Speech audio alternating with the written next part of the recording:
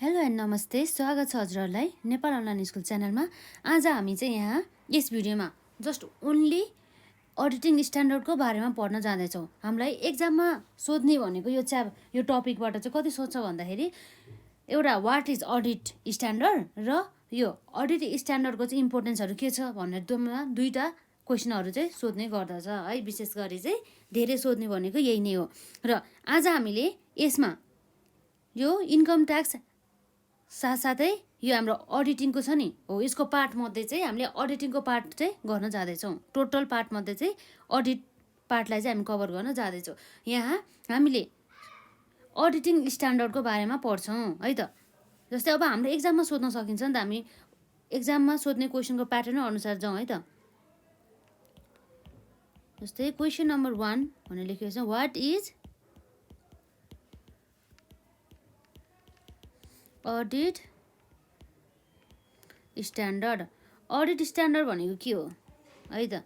What is audit standard. यो audit standard भन्ने बित्तिकै के हो भन्दाखेरि चाहिँ एउटा रुल्स अथवा एउटा प्रोसिडर्स जुन कसको लागि बनाएको हुन्छ त। यो सबै स्ट्यान्डर्डहरू बनाएको हुन्छ यो अडिटर्सहरूको लागि। कुनै पनि देश, कुनै पनि इन्टरनेसनल अर्गनाइजेसन अथवा कुनै पनि एउटा पुरै वर्ल्डले भनौँ नि त, पुरै वर्ल्डले नै एउटा रुल्सहरू बनाएको हुन्छ जसलाई हामीले अडिटिङ स्ट्यान्डर्ड भन्छौँ। यो स्ट्यान्डर्डको बेसिसमा नै अब विभिन्न प्रकारका देशहरूले अडिट गर्ने गर्दछ है त। यसमा अब के हुन्छ भन्दाखेरि मिनिमम चाहिँ अब भनौँ न, यो हाम्रो अडिटरहरूले चाहिँ फलो गर्नुपर्ने रुल्सहरू रेगुलेसनहरू के गर्नुहुन्छ के गर्नु हुँदैन, अनि यस्तो अवस्थामा के गर्ने यदि फ्रडहरू भेट्यो भनेदेखि लिएर। जस्तै अब हामीलाई थाहा नै छ नि त, अहिलेसम्म हामीले हेरिसकेको स्ट्यान्डर्डहरू भनेको अब के हो त। जस्तै नेपाल स्ट्यान्डर्ड्स अन अडिटिङ 200, जसमा हाम्रो overall objective of the independent auditor and the conduct of an audit in accordance with the Nepal standards on अडिटिङको बारेमा कुरा गरेको छ। र त्यसपछि नेपाल स्ट्यान्डर्ड्स अन अडिटिङ 210, जसमा चाहिँ हाम्रो agreeing the terms of the audit engagement, जुन हाम्रो अडिटरले चाहिँ अडिट इङ्गेजमेन्टमा गर्नुपर्ने कुराहरू, जुन हाम्रो दुवै बोथ पार्टी हुन्छ नि, म्यानेजमेन्टका साथसाथै हाम्रो अडिटर पनि, उनीहरूले चाहिँ फलो गर्नुपर्ने टर्म्स अफ द इङ्गेजमेन्टहरू। र यसै गरी चाहिँ अब अरू के हुन सकिन्छ त। जस्तै 220, जसमा हाम्रो quality control for the audit of the financial statement. त्यसै गरी 230 audit documentation, 240 the auditor's responsibility relating to the fraud. यसै गरी धेरै छ क्या हाम्रो यसमा। जस्तै अब 500 को लाइनको पनि छ र 600 को लाइनको पनि छ हाम्रो यो नेपाल स्ट्यान्डर्ड्स अन अडिटिङ। र यसै गरी चाहिँ हाम्रो विभिन्न प्रकारको स्ट्यान्डर्ड्स अन अडिटिङ हुने गर्दछ। तर हामीले यो थर्ड इयरको लेभलमा चाहिँ यी सबै स्ट्यान्डर्डहरूलाई चाहिँ कभर गर्नु पर्दैन। जस्तो अब हामीलाई यो स्ट्यान्डर्ड्सहरू चाहिँ जस्तै 200 को लाइन, 300 को लाइन, 500 को लाइन, 600 को लाइन, यसै गरी 700 को लाइन गरेर चाहिँ हुने रहेछ भने चाहिँ थाहा हुनुपर्ने हुन्छ नि त। जस्तै अब हामीले अडिटिङ स्ट्यान्डर्ड्स अर्थात् अडिट स्ट्यान्डर्ड्स भने चाहिँ हामीले के बुझ्नुपर्ने रहेछ भन्दा चाहिँ यो एउटा नियम अथवा एउटा तरिका हुन्छ नि, अडिट गर्ने तरिका। र हामीले एउटा रुल नियम कसरी गर्ने, के गर्नुहुन्छ के गर्नु हुँदैन, कस्तो कुराहरूलाई हामीले फुलफिल गर्नुपर्छ भन्ने कुराहरूलाई चाहिँ हाम्रो यो अडिट स्ट्यान्डर्ड्सले चाहिँ कभर गर्ने गर्दछ, जसले चाहिँ एउटा गाइडेन्सको रूपमा चाहिँ अडिटरहरू चाहिँ लिने गर्दछ। यसले चाहिँ कन्ट्रोल गर्ने गर्दछ है। जस्तै नेपालको केसमा चाहिँ के भन्नुपर्दा चाहिँ यो अडिटिङ स्ट्यान्डर्डको बोर्डमा चाहिँ रहेको छ। जस्तै auditing standard board of the नेपालले चाहिँ नेपाल अडिटिङ स्ट्यान्डर्ड्सहरू चाहिँ इस्टाब्लिस गर्ने गर्दछ। जस्तै अब हामी यहाँ लेखौँ न त, यसमा के भन्छ भने एक्जाममा हामीलाई यसरी वाट इज अडिट स्ट्यान्डर्ड्स भनेर क्वेसन सोध्यो भने हामी के लेख्छौँ त यसमा भन्दा रुल्स, यो एउटा के हो त नियम हो नि त, rules or प्रोसिडर्स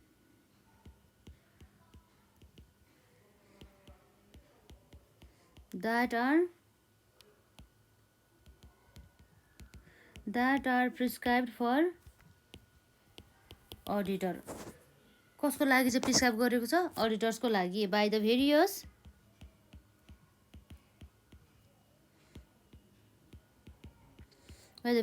national and international the international organisation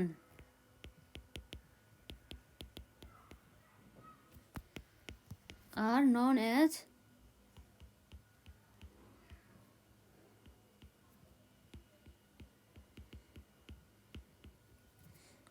auditing standard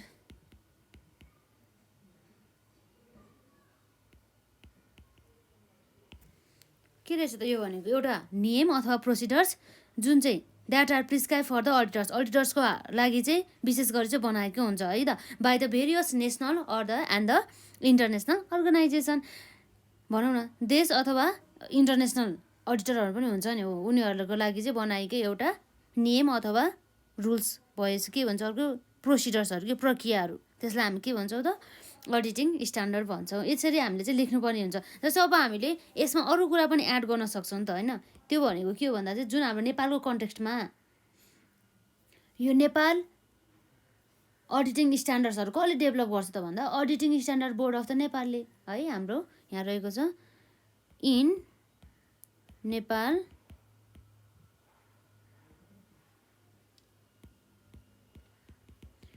auditing standard are developed by auditing standard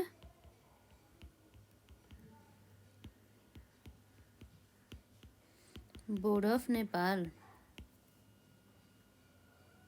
जसले चाहिँ नेपाल देशको लागि चाहिँ अडिटिङ स्ट्यान्डर्ड्सहरू चाहिँ बनाउने काम गर्दछ जस्तो यो सबै बनाउने भनेको चाहिँ इन्टरनेसनल अडिटिङ स्ट्यान्डर्ड बोर्डको बेसिसमै बनाउने हो नि त इन्टरनेसनल अडिटिङ स्ट्यान्डर्डको बेसमा नै हामीले के गर्छ त यो auditing standard board of the नेपालले अडिटिङ स्ट्यान्डर्ड फर द नेपालको लागि बनाउने गर्दछ जस्तै यहाँ लेखिएको छ के भन्दा चाहिँ it provides the minimum guidance for the auditor अघि भने जस्तै यसले चाहिँ अडिटरहरूलाई चाहिँ गाइडेन्स प्रोभाइड गर्ने गर्दछ अडिट गर्ने बेलामा and the procedure that should be apply to fulfil the audit objective अर्थात् हामीले अडिट गर्नुको उद्देश्यहरूलाई पुरा गर्नको लागि प्रोसिडर्सहरू चाहिँ प्रोभाइड गर्ने काम हाम्रो अडिटिङ स्ट्यान्डर्डले गर्दछ है यसरी भयो हाम्रो यो डेफिनेसन हामीले यति लेख्दाखेरि पनि हाम्रो आउन सक्छ र साथै हाम्रो मेन पोइन्ट भन्ने त यति नै त हो नि होइन तर अरू कुराहरू पनि हामीले it helps to measure the work of the auditors whether he has use necessary principle or not भने चाहिँ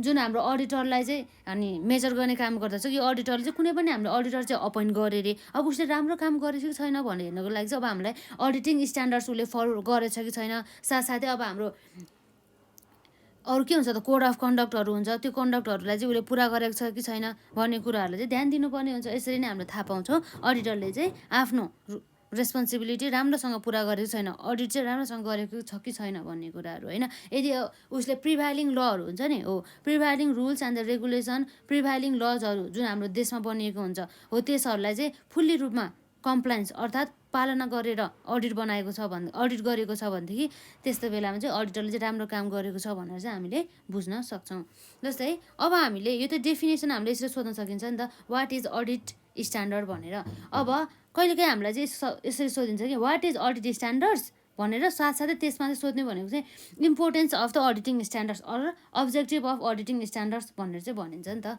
त्यही भएर यहाँ हामी लेख्छौँ यसमा objectives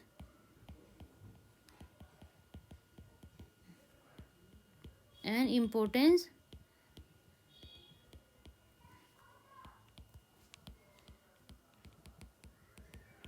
auditing standard नम्बर 1 मा यो अडिटिङ स्ट्यान्डर्डको उद्देश्य अथवा यसको महत्त्व चाहिँ किन छ त जस्तै यहाँ नम्बर 1 मा छ टु मेन्टेन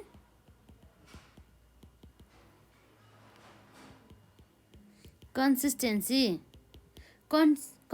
मेन्टेन गर्नको लागि र अर्को भनेको के को लागि छ त to provide uniform report provide गर्नको लागि र नम्बर 3 मा रहेको छ to comply with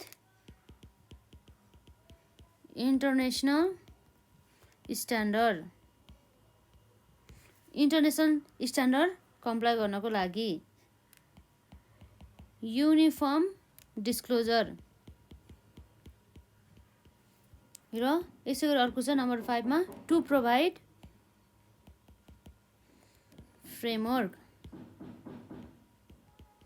framework provide गर्नको लागि। र नम्बर 6 मा रहेको छ to provide base for control. यसरी चाहिँ हाम्रो 6 वटा importance and objectives of the auditing standards रहेको छ। जस्तै अब हामीले यहाँ के गर्न सक्छौँ त, अडिटिङ स्ट्यान्डर्ड्सलाई यसलाई हामीले राम्रोसँग चाहिँ एक्जाममा फुल्ली लेख्नुपर्ने हुन्छ। तर हामी यहाँ अहिले पोइन्ट मात्रै हेर्छ है। त्यसमा objective and importance of the auditing स्ट्यान्डर्ड्समा रहेको छ यसमा टु मेन्टेन कन्सिस्टेन्सी। हाम्रो अडिटिङ स्ट्यान्डर्ड्सलाई हामीले किन आवश्यक छ त यसको, र यसको उद्देश्य के हो भन्दा चाहिँ कन्सिस्टेन्सी, निरन्तरता मेन्टेन गर्नको लागि। जुन हाम्रो यो फाइनेन्सियल स्टेटमेन्ट प्रिपेरेसन गर्नको लागि चाहिँ अडिटिङ स्ट्यान्डर्ड्सले चाहिँ गाइडेन्सहरू चाहिँ प्रोभाइड गर्ने गर्दछ अडिटरलाई। र अब के गर्छ भन्दाखेरि जुन यसरी फाइनेन्सियल स्टेटमेन्ट प्रिपेरेसन गर्दाखेरि गाइडेन्सहरू के गर्नु हुने नहुने सबै प्रिन्सिपलहरूदेखि लिएर सबै कुराहरूको बारेमा चाहिँ हेल्प गर्ने काम हाम्रो अडिटिङ स्ट्यान्डर्ड्सले गर्ने हुँदा यसले चाहिँ के गर्छ भन्दाखेरि मस्ट चाहिँ कुनै कुनै कम्पनीहरूलाई चाहिँ अडिटै गर्नुपर्नेदेखि लिएर हुन्छ नि एउटा कम्पलसरी कुराहरू चाहिँ देखाउँछ। हो त्यसरी कम्प्लायन्स गर्दाखेरि चाहिँ हाम्रो यो अडिट गर्नको लागि चाहिँ यसले कन्सिस्टेन्सी चाहिँ दिने काम गर्दछ। जस्तै अब कुनै पनि कम्पनीहरूको चाहिँ वार्षिक रूपमा अब छुट्टा छुट्टै वर्षहरूको चाहिँ उसको कति इन्कम अथवा कति रिटर्न भयो भनेर कम्पेरिजन गर्नको लागि पनि हेल्प गर्दछ। जस्तै यहाँ लेखिएको छ auditing standards provides guidance for the preparation of the financial statements and the format of the report. It facilitates the comparisons of the statement and the reports भन्छ है। अब हाम्रो नम्बर 1 पछि अर्को नम्बर 2 मा के छ त to provide uniform reports. Uniform reports provide गर्नको लागि रे जुन हाम्रो भनौँ न सबैले नै एउटै अडिटिङ स्ट्यान्डर्ड निश्चित नियमहरू पालना गरेपछि के हुन जान्छ त, अब हामीलाई स्वतै थाहा छ सबैले एउटै प्रकारको नियमहरू पालना गर्न जाँदाखेरि सबैको एकै प्रकारको के हुन सकिन्छ त, फर्मेटहरूदेखि लिएर उनीहरूको प्रेजेन्टेसन गर्ने तरिका होइन सबै कुराहरू चाहिँ एउटै हुन्छ नि त। हो यस्तो हुँदाखेरि चाहिँ एकदमै युनिफर्म रिपोर्टहरू बन्न जान्छ भन्ने कुरा नै यति नै हो कि यसमा त्यस्तो खासै केही पनि छैन होइन। जस्तै यहाँ लेखिएको छ auditing standards has specified the format of the report that is use to be followed by every auditor so that it will be easier to understand to the readers भनेको छ है। र यसै गरी हाम्रो नम्बर 3 मा रहेको छ to comply with the international standards. International स्ट्यान्डर्डसँग चाहिँ कम्प्लाई हुनको लागि जस्तै अब भनौँ न जुन हाम्रो इन्टरनेसनली बनाएको रुल्सहरू रेगुलेसन हुन्छ नि हो तिनीहरूको लागि पनि अब आफ्नो देशमा पनि त्यही अनुसारको रुल्सहरू यदि राम्रो छ भनेदेखि फलो गर्दाखेरि हुन्छ नि त होइन। हो त्यसलाई नै त्यही अनुसार नै इन्टरनेसनल स्ट्यान्डर्ड्स अनुसार नै मेन्टेन गर्नको लागि पनि हामीले यसरी अडिटिङ स्ट्यान्डर्डलाई फलो गर्यो भनेदेखि इन्टरनेसनल देशहरूको विकास भए अनुसार नै हुन सकिन्छ नि त। त्यही भएर हो यसमा जस्तै यहाँ छ ICAN is a member of the international auditing organisation. ICAN भन्नु मतलब के हो, institute of the chartered accountant of Nepal होइन, यो भनेको हाम्रो मेन बोर्ड हो है।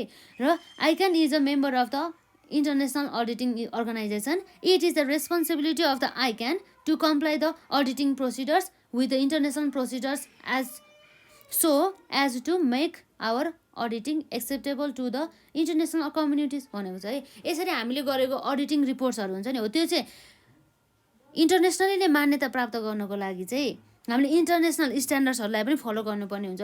जुन त्यो इन्टरनेसनल प्रोसिडर्सहरू अथवा इन्टरनेसनल त्यो स्ट्यान्डर्ड्सहरू फलो गर्ने काम त्यसलाई चाहिँ कम्प्लाई गर्ने काम चाहिँ हाम्रो आइक्यानले गर्नुपर्छ भन्ने कुरा चाहिँ रहेको छ है। र अर्को भनेको युनिफर्म डिस्क्लोजर। युनिफर्म डिस्क्लोजर्स भने चाहिँ कस्तो भन्दा चाहिँ अब यहाँ भनेको छ it has specified the materials that are to be disclosed while developing financial and the reports. It helps to unify the report of all the organization and will be easier to understand. Uniform disclosure भनेपछि अब यसमा के हुन्छ त specific म्याटेरियल्सहरूको बारेमा चाहिँ यो हाम्रो अडिटिङ स्ट्यान्डर्ड्सले चाहिँ भन्ने गर्दछ के गर्नुहुन्छ रिपोर्टमा हामीले कस्ता कस्ता कुराहरूलाई डेभलप गर्नुपर्ने हुन्छ, रिपोर्ट्सहरूमा कसरी प्रेजेन्टेसन गर्ने भन्ने कुराहरू हुन्छ नि त यसमा। हो यो नै हो, यसमा केही पनि भने होइन यस्तो। It has specified the materials that are to be disclose while developing financial and reports. It helps to unify the reports of all the organization and we will be easier to understand भन्ने कुरा रहेको छ। र अर्को यसमा चाहिँ के छ त, टु प्रोभाइड फ्रेमवर्क है। फ्रेमवर्क प्रोभाइड गर्नको लागि जुन हाम्रो अडिटिङ स्ट्यान्डर्ड चाहिँ के प्रोभाइड गर्छ भन्दा चाहिँ format for the preparation of the report and the materials that are to be disclose. It helps to bring uniformity in the work of the auditing होइन। यसरी हाम्रो फर्मेटहरू चाहिँ स्पेसिफाइड हुन्छ नि त। हाम्रो जथाभावी रूपमा यता पनि प्रेजेन्टेसन केही पनि छैन होइन, जुन पाए त्यही कम्पनी जस्तो मलाई त्यस्तो फर्मेट बनाएको छ त्यसरी हुँदैन नि त होइन। एउटा स्पेसिफाइड फर्मेट चाहिँ फलो गर्नुपर्ने हुन्छ यो एज पर अडिटिङ स्ट्यान्डर्ड्स अनुसार। र अर्को हाम्रो लास्टमा रहेको छ यसको अब्जेक्टिभ अथवा यसको महत्त्वमा, to provide base for the control हो। यसरी हाम्रो अडिटिङ स्ट्यान्डर्ड्सले चाहिँ विभिन्न प्रकारका कुराहरूमा स्ट्यान्डर्ड्सहरू हुन्छ नि हो त्यसले चाहिँ के गर्छ त भन्दा कन्ट्रोल गर्ने काम गर्दछ। जस्तै मिनिमम चाहिँ यति नै फलो गर्नुपर्छ है, यति कुराहरू नै भनेर एउटा लिमिटेसन तोकिएको हुन्छ कि, र यो फर्मेट नै फलो गर्नुपर्ने हुन्छ, यो फर्मेट बाहेक अरू फर्मेटहरू युज गर्न पाइँदैन, र यस्ता कुराहरू चाहिँ मेन्सन गर्नुपर्छ यति भएमा भन्ने जस्तो सबै कुराहरू चाहिँ भनिएको हुन्छ नि त। त्यस कारणले गर्दा चाहिँ हामीले चाहिँ अडिटिङ स्ट्यान्डर्ड्सलाई फलो गर्दा र यसको महत्त्व चाहिँ किन पर्छ भन्दाखेरि हामीले कन्ट्रोलहरू गर्नको लागि यसकै अडिटिङ स्ट्यान्डर्डको बेसमा नै विभिन्न प्रकारका कुराहरूमा चाहिँ कन्ट्रोल आउन सकिन्छ। जसले गर्दा फ्रडहरूदेखि लिएर इरोरहरू सबैमा कम आउने गर्छ नि त। त्यही भएर है, र टु प्रोभाइड बेस फर कन्ट्रोलमा हाम्रो रहेको छ, it helps to know whether auditor has followed the standards or has done auditing with minimum quality or not. If they are not at least doing the work with minimum quality, they can be controlled होइन। यसरी चाहिँ अडिटरहरू चाहिँ जथाभावी हुन्छ नि, financial स्टेटमेन्टहरूको अब फर्मेटहरू use गर्ने, अब अनि अडिट गरेछ भन्ने, अनि अडिट गरेछ भने अलिअलि हिसाबहरू यसो गर्ने, त्यति मात्रै गर्छ नि त होइन, त्यस्तो होइन नि त। अब यसरी अडिटिङ स्ट्यान्डर्ड्सले नै अब सबै कुराहरू मेन्सन गरिसकेपछि यो नै मस्ट फलो गर्नुपर्छ भनेपछि अडिटरहरूले चाहिँ यो अडिटिङ स्ट्यान्डर्ड्स अनुसार नै सबै कुराहरूलाई चाहिँ गर्दै जानुपर्छ। यसरी चाहिँ अडिटरहरूलाई पनि कन्ट्रोल गर्ने काम हाम्रो अडिटिङ स्ट्यान्डर्ड चाहिँ गर्छ भन्ने कुरा रहेको छ है। यसरी हामीले इम्पोर्टेन्समा यति लेख्न सक्छौँ। र हामीले यहाँ एकचोटि हेरौँ न, त्यसलाई रिभ्यू गरौँ। वाट इज अडिट स्ट्यान्डर्ड्स भन्यो भने हामी के लेख्छौँ, rules are the procedures that are prescribe for auditors by various national and the international organization are known as auditing standard. In Nepal, auditing standards are developed by Auditing Standards Board of the Nepal है।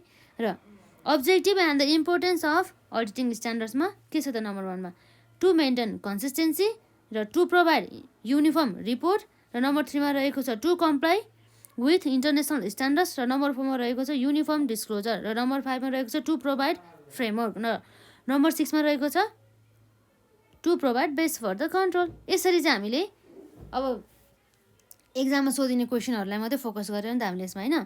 जस्तै एउटा सोध्ने भनेको what is audit standards, र धेरै सोध्ने भनेको है त अरू पनि इम्पोर्टेन्स छ, तर विशेष गरी हाम्रो एक्जाममा चाहिँ सोध्ने क्वेसन भनेको यस्तै हो कि यो च्याप्टरसँग रिलेटेड चाहिँ objective and importance of the auditing standards भइहाल्यो यसरी है। र अब हामी नेक्स्ट भिडियोमा अरू एक्जाममा सोध्ने क्वेसनहरूलाई कभर गर्छौँ, र आजलाई यति नै।